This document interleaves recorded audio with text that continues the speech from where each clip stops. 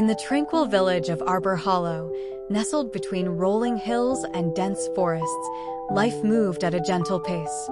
Yet, for young Kian, the days felt slow and ordinary. With his messy brown hair and a restless spirit, he dreamed of adventures beyond the familiar cobblestone streets and endless fields. The villagers often spoke of old legends, and the one that fascinated Kian most was about the Chronos loom, a mystical artifact said to control the very threads of time. Hidden in a forgotten temple, the loom wove the past, present, and future into harmony. Many dismissed the tale as a myth, but Kian believed otherwise. One day, while exploring the village library, a modest building filled with worn books and quiet corners, Kian stumbled upon an ancient map tucked inside a dusty tome. The map depicted a path leading to the Temple of the Chronos loom, marked with cryptic symbols. Beside it was a note that read, "To touch time is to tempt fate." A thrill ran through Kian. The chance to discover something extraordinary was right before him. His resolve was sealed when his best friend, Meera, fell gravely ill from an unknown ailment. Desperate to help her, Kian decided to seek the Chronos loom, hoping its power could change her fate. Armed with the map, a lantern, and his unwavering determination, he set out at dawn, leaving behind the comfort of his village and stepping into the unknown. The first leg of his journey brought him to the Valley of Echoes, a place shrouded in glowing mist.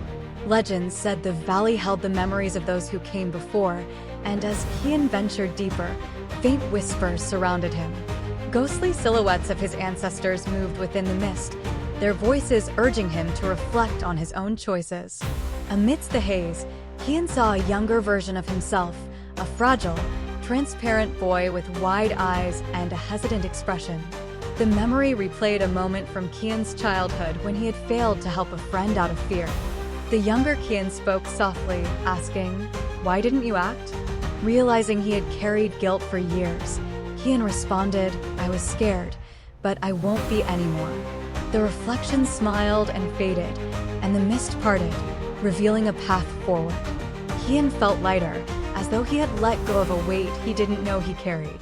Following the map, Kian arrived at the Clock Tower of Balance, a towering structure of stone and metal.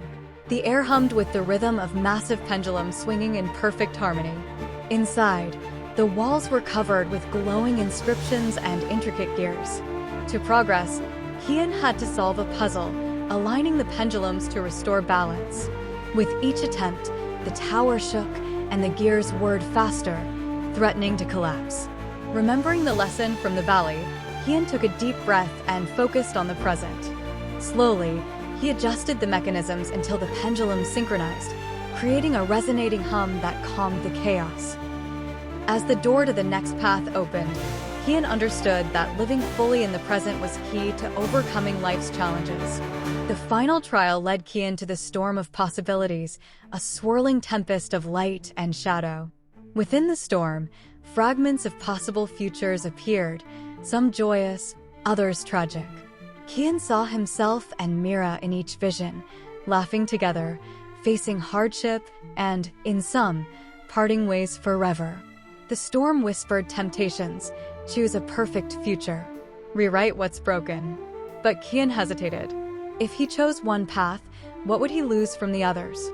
Holding firm to his belief that the future must be earned, not forced, he resisted the storm's allure and found his way to the temple.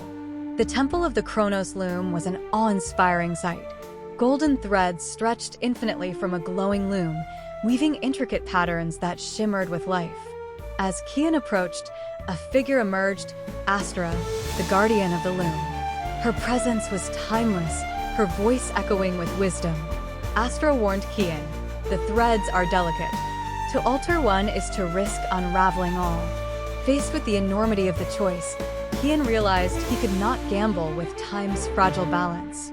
Instead, he asked Astra for guidance on how to use the time he had to help Meera. Astra smiled and gifted him a single golden thread, saying, "This is not to change fate, but to remind you of its value." Kian returned to Arbor Hollow with renewed purpose. Though he couldn't magically cure Meera, he worked tirelessly to find healers, rally the villagers, and bring her comfort. Slowly, Meera recovered, and Kian found joy in knowing he had faced his fears and embraced the present.